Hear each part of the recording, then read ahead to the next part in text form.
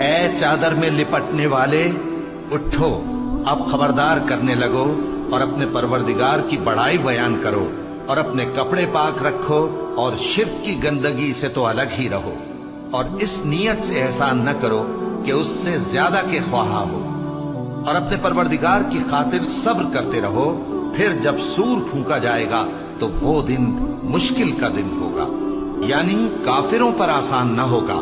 مجھے اس شخص سے سمجھ لینے دو جس کو میں نے اکیلا پیدا کیا، اور میں نے اس کو بہت سا مال دیا اور ہر وقت حاضر رہنے والے بیٹے دیے، اور اس کو ہر طرح کے سامان میں وسعت دی، پھر بھی لالچ رکھتا ہے کہ میں اسے اور زیادہ دوں۔ ایسا ہرگز نہیں ہوگا، یہ ہماری آیتوں کا بڑا مخالف رہا ہے۔